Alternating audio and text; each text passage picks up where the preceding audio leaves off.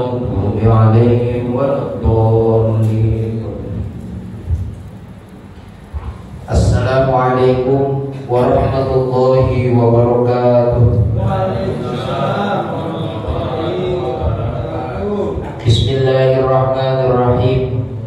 Qala musannif rahimahullah ta'ala bihi wa bi'ulumihi fid dharaini amin ya rabbal alamin. Fa idza mata ghumidha 'ainuhu wa shadda lihyahu bi usbatin 'aridatin walinan mafasilihi walau bitu'min in ihtaju ilaih wa tanaza'a siyaba mautihi wa yus'arra bisawbi khafifin wa yatummu ala batnihi syai'un syakil wa yastaqbilu bihi al-qiblata wa yatawalla jami'a dhalika irfaqa maharimahu bihi wa yad'u lahu wa yubadiru bi bara'ati zimmatihi wa ibada wasiyatuhu.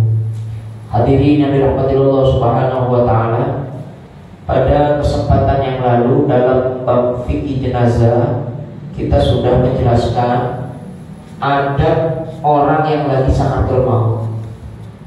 Kita juga orang yang lagi sehat nih, ada di sekitar orang yang lagi sakatul maut. Ya, ada orang lagi sakatul maut, apa yang harus kita kerjakan? Gitu ya. Nah, ini selanjutnya setelah sakatul maut lewat, maka fase berikutnya orang tersebut dinyatakan wafat. Orang itu dinyatain meninggal. Ketika ada orang baru dinyatakan wafat, jangan buru-buru mengumumkan. Jangan buru-buru dibikin status. Meninggal bikin status, bikin di WhatsApp, Instagram dan sebagainya, lari ke masjid. Tar dulu, ada adabnya. Bagi orang-orang yang baru dinyatakan wafat, ada adabnya, harus kita kerjakan ini. Kalau mayitnya mau dapat rahmat, mau dapat ampunan dari Allah Subhanahu wa ta'ala. Sebelumnya, maka kalau ada orang sudah dinyatakan wafat, harus diuji kewafatannya. Benar apa enggak nih orang ini wafat?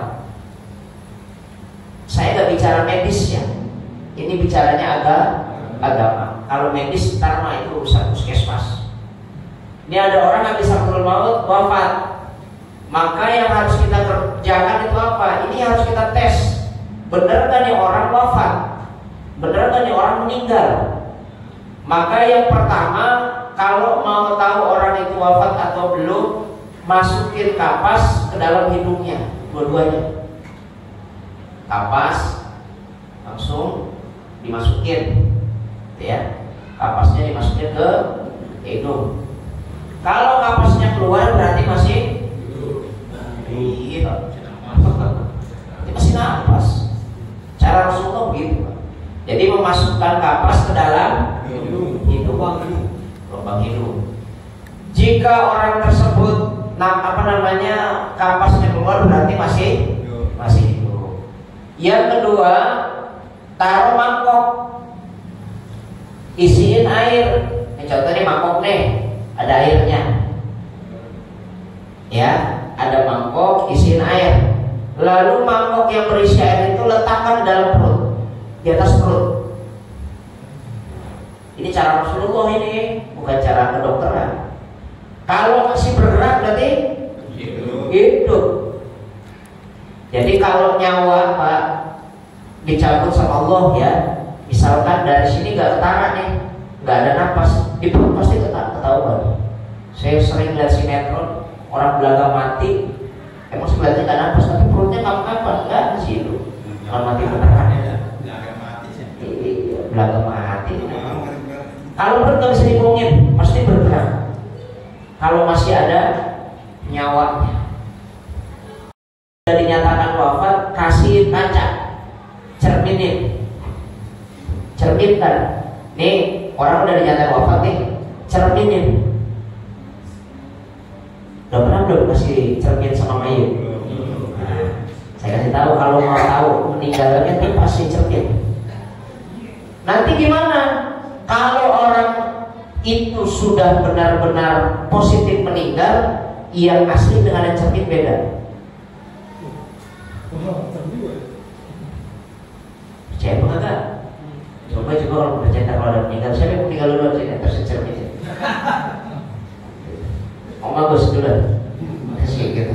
Atau bagus tar dulu, gitu. Pancing belum lunas.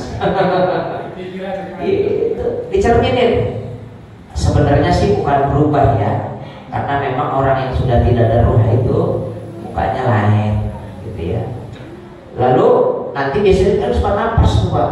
Kalau orang meninggal tuh kalau masih hidup tuh nafas, nanti kelihatan tuh ada benci, ada uapnya. Itu medis itu sebenarnya. Jadi itu caranya Rasulullah untuk memberikan keyakinan orang ini wafat atau belum. Adapun kalau medis masih agak tahu, tanya sama medis dah gimana cara menyatakan orang itu wafat. Misalkan dibuka matanya di center, kok nggak kedip, berarti udah dinyatakan tidak itu.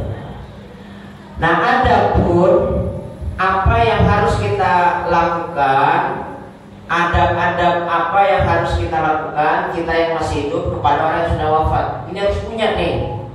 Orang baru wafat kan udah kita tes tuh tadi itu 3, ternyata memang benar wafat menurut agama. Menurut apa namanya rumah sakit, dokter pun wafat. Maka apa yang harus kita kerjakan, apa yang harus kita lakukan, adab-adab apa yang harus kita lakukan ketika kita orang menjadi orang yang masih hidup. Fi aqibihi fil ghabiri wafsah lahu fi qabrihi wa nawwir lahu fihi wa ghafar lana wa lahu wa fil muslimin. Doa mengusap mata mayit biar mata melotot panjang, mau dapat rahmat banyak kan ya. Kalau nggak mau dapat rahmat, udah usap aja, nggak usah pakai doa, gitu ya. Kalau mau pendeknya, usap aja Bismillahi wa ala millati Rasulillah sallallahu alaihi wasallam, udah segitu. Gitu. Kalau mau dipanjangin kayak tadi, hafal kan? Di luar kepala namanya kagak hafal, hilang ya. Itu tadi.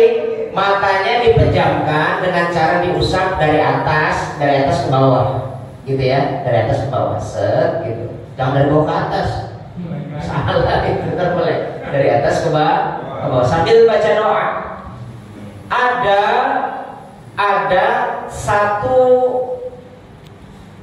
masalah yang kalau diusap ternyata mayat itu nggak wafat, matanya nggak melorot, ada itu. Ada mayit yang kalau diusap matanya nggak merem, bandel ini, melotot aja. Bagus kan bandel, diusap nggak merem kan, melek lagi, usap melek lagi kan, ada gitu. Bagaimana caranya? Ini diajarkan Rasulullah.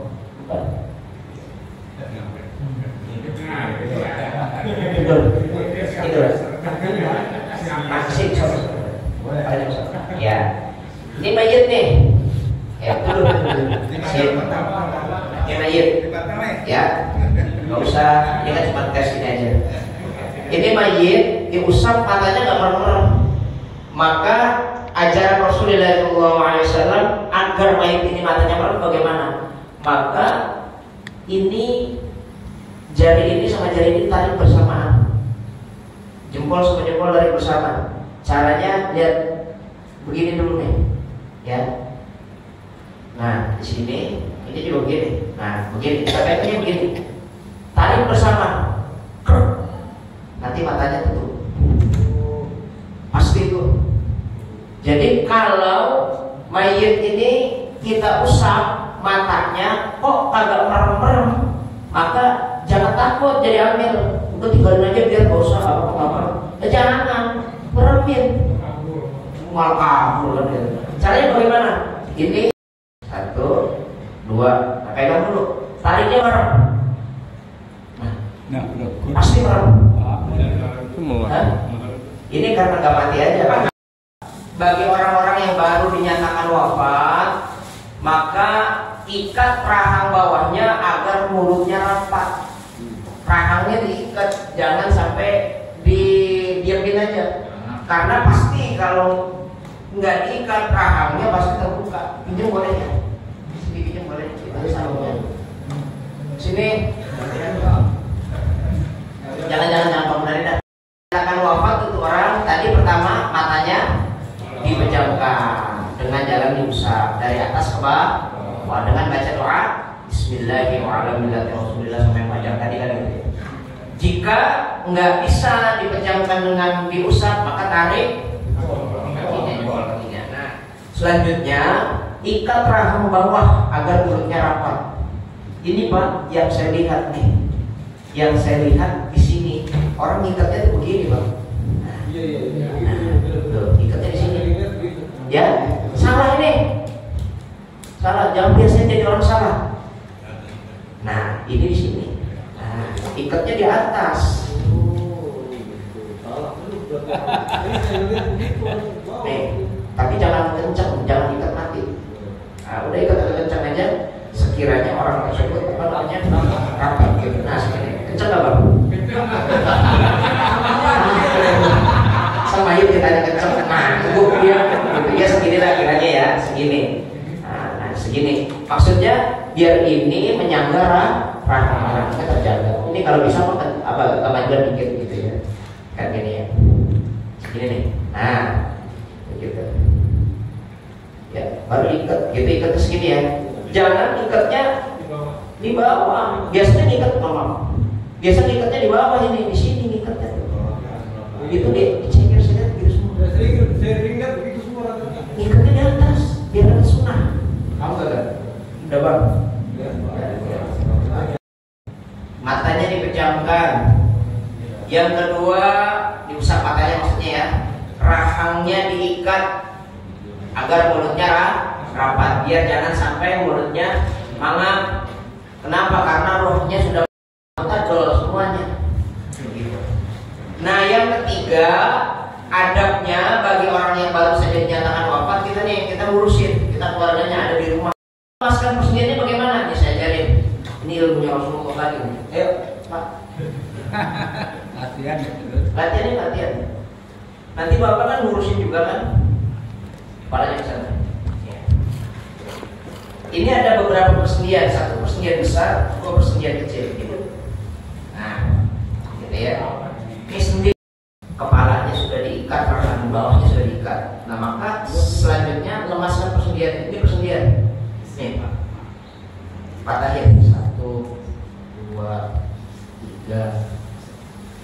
1. Ke bawah dulu. 2, 3. 1, 2. Terus kita kencang ada 1, 2, 3 sama ini semua ya. Setelah itu ini kaki, ini persendian ini Pak. Ini sendi, kelihatan yang ada sana. Biar dapat ilmunya. Jangan sayang ilmu nggak. Kalau ini hilang, ini nggak pernah dikerjain pasti. Orang meninggal aja udah nggak pernah dikerjain. Benar nggak? Iya orang nggak ngaji.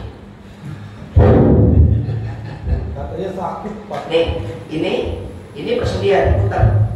1, 2, putar terus. 3, putar. 4, kalau perlu 5 kali, 5 kali. Putar, dah. Juga putar. Terus putar. Ini itu persendian. Tarik. 1, 2, 3. Sini. Taruh lagi, pelan-pelan aja. Taruh lagi, ya. Tarik lagi, atasin dulu. Kalau langsung didorong sakit ya. Atasin dulu. 1, 2, 3. Nah, yang ketemu nih Pak. Nah, ketemu nggak? Iya. Tuh, putar.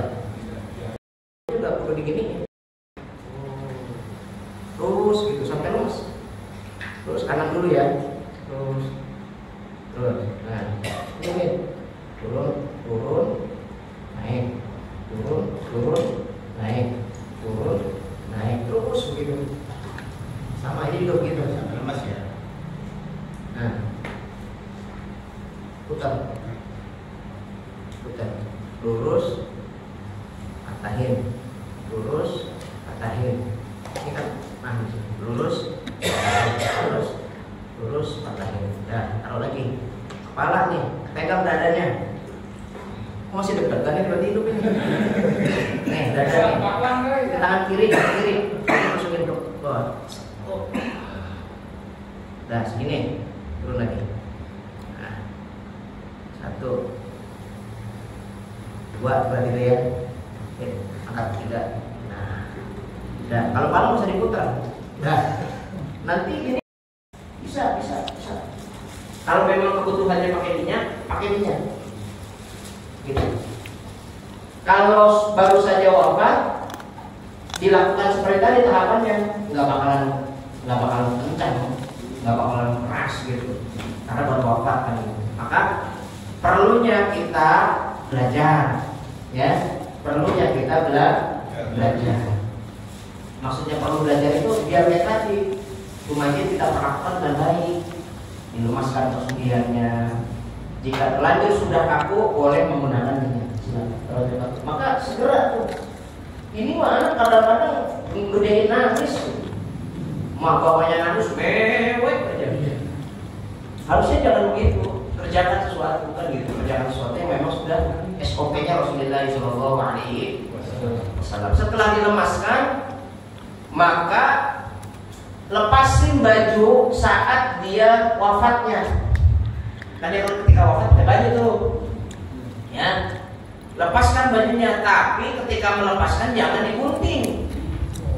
Makruh. Pakai gunting rata-rata. Mau main gunting aja. Digunting, kurang makruh itu. Pertama katanya biar cepat. Yang kedua kan udah kaku. Kakunya karena nggak mengalami nomor 1, nomor 2, nomor 3. Andai kita tahapan 1, 2, 3 dikerjakan, maka nggak bakalan kaku. Melepas pakaiannya gampang. Sama halnya ketika kita melepas pakaian sama anak korok. Nah, baik itu kita lepasin pakaiannya gampang kan ya Pak ya? Paling kalau susah ya karena dia ngelawan. Kan gitu, karena dia ngelawan. Nah, korok lagi tidur, ganti popok, ganti baju kan gampang tuh. Gitu. Begitu juga orang meninggal, orang ngelawan kok. Kalau kita ngikutin SOP-nya, ngikutin perintah Rasulullah dari awal 1, 2, 3, maka melepas bajunya pun gampang. Kenapa harus digunting? Karena udah kadung kaku, karena nggak dipijit, karena nggak disendinya, nggak direntangkan, maka susah. Sehabis itu ngambil gunting, digunting, krek. Padahal menggunting pakaian saat wafatnya itu hukumnya makruh. Ya, buka aja buka. Kenapa makruh Pak? Mubazir. Kira-kira bajunya masih bagus nggak? Bagus ternyata. Masih bisa buat pakaian orang lain, masih bisa, mama misalkan kalau di kampung masih bisa buat macul, bahasanya kan gitu ya. Masih bermanfaat. Mubazir kan. Boleh mau udah baju jelek kalau bisa lepas saja, cuci lagi. Oke gitu. Maksudnya karena makruhnya itu karena apa? Karena mubazir. Paham ini? Dilepas pakaian wafatnya. Nomor 5, adabnya kita ngurusin orang yang baru meninggal, pasang ranjang, lalu ranjangnya itu didirikan pakai kaki-kaki. Kalau bisa ranjangnya ada kakinya. Sunahnya ini sunah. Jadi walaupun pakai ranjang, walaupun pakai kasur, tapi kalau nggak ada kakinya, artinya di bawah lantai, itu nggak dapat sunnah, nggak dapat pahala. Kalau mau dapat pahala, didipen, ada ya dipen, saya ngomong dipen ya, didipan gitu ya. Ada ranjang yang ada kakinya tuh, 4 kakinya kan gitu ya. Itu maka letakkan mayat di atas ranjang, di tempat tinggi, sunnah meletakkan mayat di tempat tinggi. Kalau mayit itu wafatnya malam, lalu mayit itu mau diurusnya besok pagi, maka taruh di depan yang dimana mayit itu ditaruh di atas kasur yang ada kakinya. Kalau bisa kakinya itu ditaruh mangkuknya isi air setiap sudutnya, gitu. Atau kalau nggak mangkok, baskom, angkat dipannya sebelum ditaruh mayatnya, angkat dipannya, taruh baskom yang ada isinya air 4, 1, 2, 3, 4 gitu, taruh, lalu mayatnya potong baru naik ke atas. Kenapa begitu? Karena kalau orang yang sudah gak ada rohnya, sudah jadi mayit, itu baunya setengah setan Pak. Mungkin kita sudah nyium awalnya karena belum kan gitu. Tapi kalau roh meninggalkan badan, makhluk-makhluk selain manusia udah nyium pasti itu. Cacing, ulet, nyamuk, laba-laba, semut, itu nyium itu, sehingga merubun. Merubun apa ya? Ngumpul, dikumpulin dia, data foto di situ. Tempatnya kecil, naik dia, kerubutin. Tadi dia tuh orang disebutin. Lemur bangke itu sebenarnya nggak salah, cuma tapi kan orang yang lihat itu loh, takut keluar kalimat-kalimat yang nggak kurang baik kan gitu. Maka taruh tuh kalau memang diinap tuh mayit, taruh yang gitu. Biar apa maksudnya? Maksudnya agar itu binatang nggak bisa naik. Kan kecoa punya sayap, nggak usah ngomong lah. Pakai itu mau ngaku sih ilmunya. Kan kecoa punya sayap, nggak usah pakai begitu juga. Ini mah mau dikerjain mau nggak dikerjain, tapi kerjain dapat sunnah, dapat pahala daripada Rasulullah Sallallahu Alaihi Wasallam. Adapun kecoa meloncat mau berdoa amat itu kan bisa. Yang jelas kalau kerjainnya kayak begitu dapat sunnah. Jika dalam posisi ingin diinap, kalau nggak diinap ya pakai cukup pakai apa namanya, ikan saja. Paham? Jadi kalau bisa sebisa mungkin jangan dibawa. Maka mohon maaf ya. Kalau misalnya jalan mayit itu lupa, bagusnya ini ya jalan mayit itu kerandanya ini makan bisa. Kerandanya itu lagi jalannya itu jangan dibawa. Kan satu paket itu keranda ya. Ada yang atas juga kan buat mandi, lah keringin, bisa nggak? Bisa kan? Jadi didorong begitu agak tinggi tuh. Kalau bisa itu cakepnya begitu sebenarnya. Buat mandi bisa. Iya kan? Kan keranda kan nyambung sama yang buat mandi kan gitu bisa. Kalau bisa ya setelah dimasukin ke keranda ya taruh di atasnya juga gitu biar agak tinggi. Ya biar agak tinggi. Udah ada kaki sih kan? Udah ada kakinya ya? Udah ada kaki ya ada kaki. Oh bisa ya ada kakinya ya? Oh saya kira ada kakinya. Ada kaki ya. Saya belum pernah naik sih. Itu tanya kamu kan itu ada kan tuh kakinya ada. Kalau yang bulan ada. Oh kalau ada kakinya bagus.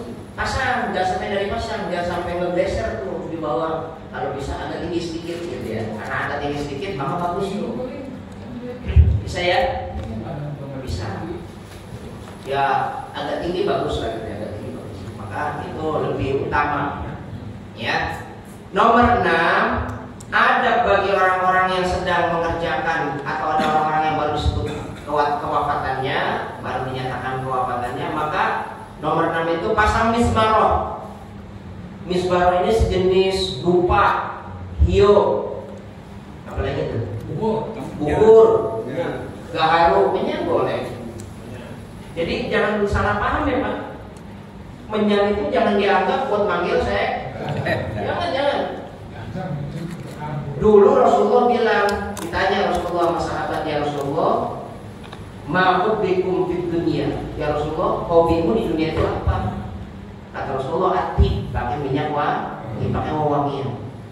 Wewangiannya itu udah disebut, pakainya Casablanca ya, enggak Rasulullah ngomong gitu. Pakainya misik ya, enggak ngomong begitu. Pakainya Kasturi ya, enggak ngomong begitu. Berarti setiap yang wangi, maka dianggap wangi, maka itulah boleh dipakai.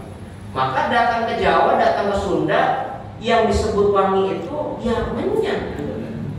Menyan itu dianggapnya wangi, berarti bukan syirik itu, wewangian. Kalau saya Pak, saya punya teman itu orang Kalimantan, orang Dayak itu, punya pohon menyan. Ini benar-benar cerita benar. Punya pohon menyan, dia itu punya pohon menyan kelas 1 sedunia. Terbaik, nomor 1 sedunia. Getah kan itu menyan itu kan getah. Itu dia jual katanya 1 kilo itu 150 juta. 1 kilo. Itu pohonnya itu ketika disadap getahnya itu bisa menghasilkan sampai 8 tahun. 8 tahun. 1 bulannya itu bisa sampai 1 ton. Lumayan. Wah, itu orang. Makanya dia punya perumahan, punya ini. Wah, saya bilang hebat juga dari Menyan. Saya kira Menyan doang. Singgobal gabel kan. Enggak. Ternyata dijual. Karena wangi. Dan itu mematikan bakteri, Pak. Matiin bakteri itu. Jadi kalau ada bakteri itu kena kita mati. Jadi kalau kena bau minyak itu mati. Maka kalau orang-orang dulu, orang Sunda, orang Jawa bakar minyak itu sebenarnya untuk menghilangkan roh jahat. Maksudnya roh jahat itu virus, ya bakteri, gitu. Tafsirnya begitu, Pak. Cuman kalau kita kan sebutannya, biar hilang setan, bakteri. Sebenarnya menghilangkan kuman, bakteri dan sebagainya kan gitu. Apa bedanya sama sekarang? Kalau kita dulu bakar kemenyan ya, kalau sekarang nih Pak, orang-orang zaman sekarang, Bapak kalau Bapak percaya, saya ajak nanti ke SHW. Kita minisper, di etablissement di Green Terrace kami ada asal. Itu ada mangkok begitu, terus dikasih ramuan keluar bau, gitu. Namanya aromaterapi. Apa bedanya sama kemenyan? Nggak ada bedanya. Ini kemenyan musyrik, giliran pakai aromaterapi, agak orang menenangkan. Bagi lu kemenyan gak menenangkan, bagi orang Sunda, bagi orang Jawa menenangkan. Saya kalau dulu masih agak susah sekarang saya bertanya ya. Saya suka Pak, tanya sih saya ngomongin. Saya kalau Jawa itu suka beli kemenyan putih itu, saya bakar. Orang ngomong, bosetan, lu setan. Kalau lagi nyari wangi-wangian kata bosetan. Udah nggak umum kan ternyata. Kalau orang Cina kan pakai begitu. Iya. Apa tuh namanya? Iyo. Kemenyan juga itu. Iya itu sebenarnya minyak. Cuma di gunung kan. Contoh lagi. Ya itu kayak gitu. Nah itu. Nih contoh lagi. Orang Arab kan pintar ya. Kenapa kalau kemenyan di, maaf ya orang Wahabi. Kenapa orang Wahabi? Kemenyan itu dosa, musyrik. Giliran maulid bakarnya gaharu. Kata saya ini orang itu, gue pengen jenturin apa? Itu dari Kayu gaharu namanya. Coba bapak ke Al-Hawi, Pegese itu, sudah ke sedikit namanya Al-Hawi. Itu banyak yang jualan gaharu. Biar baunya wangi. Ketika orang masuk nih, Masya Allah, baunya wangi. Padahal lupa. Maksudnya begitu. Iya sih dia mau orang soleh kan ya, dan gitu. Padahal baunya lupa, gitu maksudnya. Lagi pula baunya itu biar apa? Biar untuk tidak menyengat bau mayitnya. Biar bau mayitnya nggak menyengat. Paham ya? Nah, itu mizmaroh, harus dibakar. Di ujung kepala satu, di kepala satu, di kaki satu. Kalau mau sempurna, kanan kirinya juga dibakarin. Wangi atau sekelilingnya nggak mau. Biar wangi, gitu ya, mizmarohnya. Itu udah ditinggalin ini. Iya. Jangan sampai ditinggalin. Sunnah.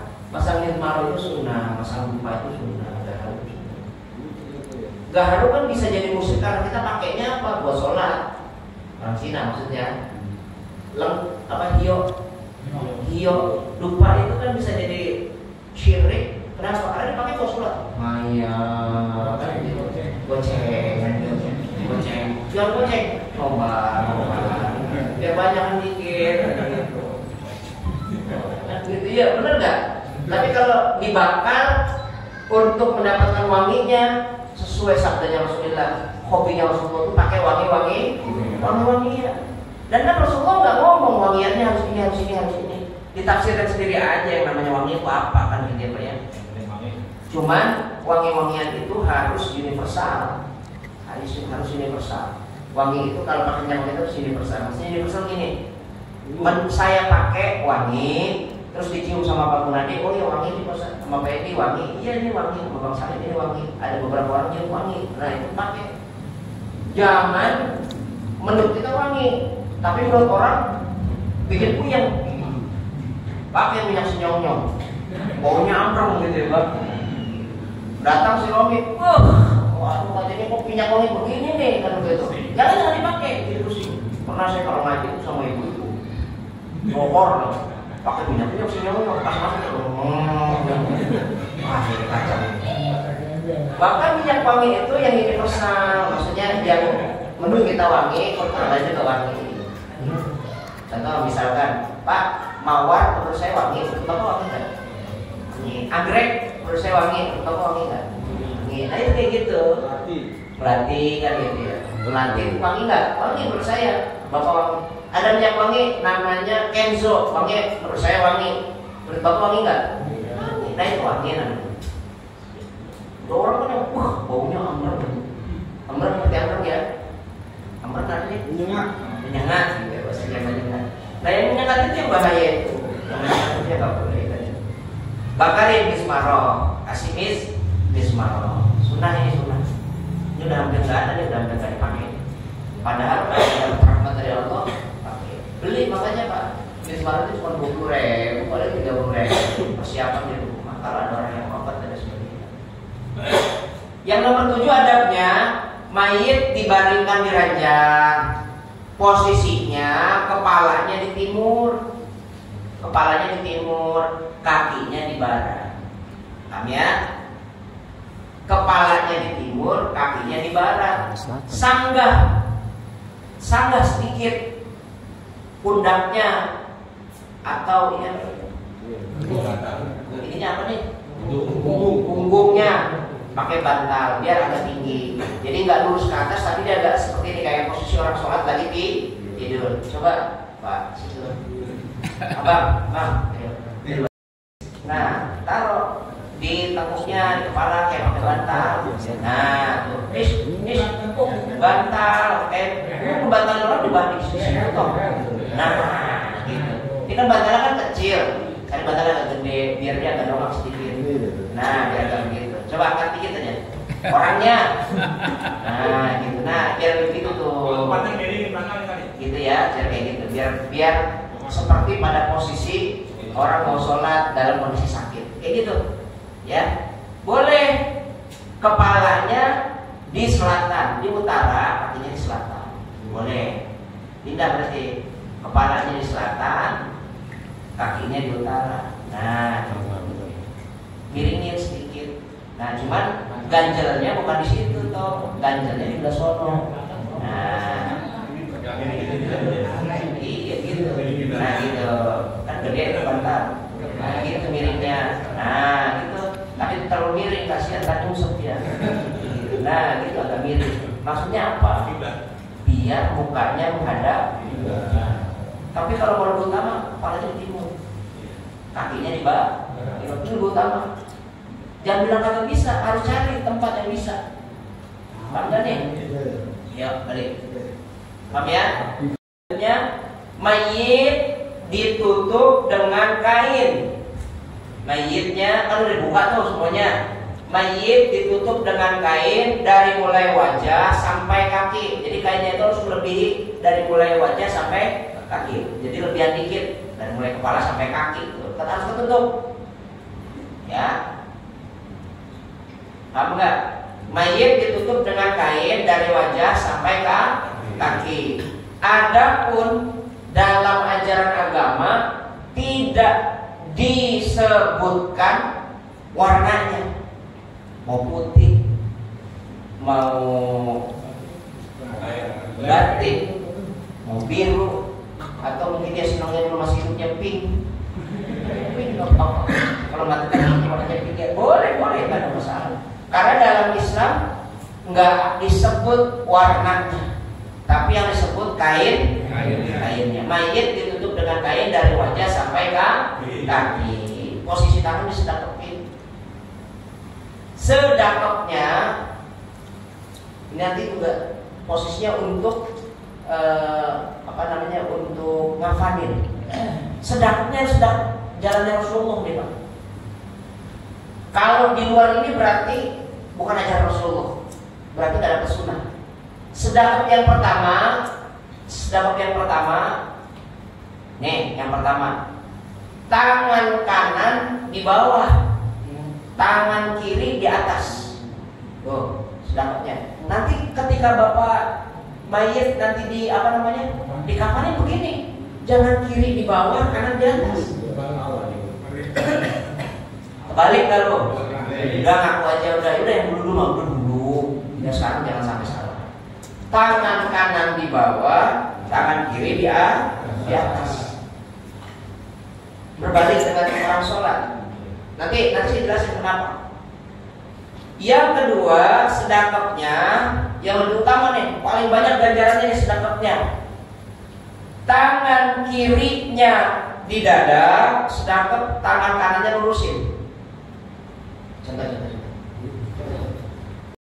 Juga tapi kurang aku. Kiri, kanan di bawah. Ini di sini, taruh dulu di sini, kiri di atas. Nah, gitu. Kanannya di bawah. Kiri mana kiri? Kiri bapak yang mana? Nah itu. Kiri di atas. Ini ya. Nah, begitu. Gitu ya. Jadi kanannya di bawah, kirinya di atas. Kalau mau ganjarannya lebih utama sedekahnya, kiri di dada, sedekah kanan dilurusin. Kiri, nah ini kiri di sini. Nah, kanannya lurus. Nah, ini begini. Ya pasti belum ada. Orang gak ada ilmunya. Ini utama itu. Ini utama, ini paling banyak ganjarannya. Nanti kalau ada praktik di masyarakat kayak begini, jangan kaget maksudnya. Kalau ada ternyata ada ambilnya jago gitu ya, ambilnya hebat, kok dia melakukan kayak gini, ini utama, jangan dilawan. Wah nggak bener tuh ambilnya. Lu yang goblok.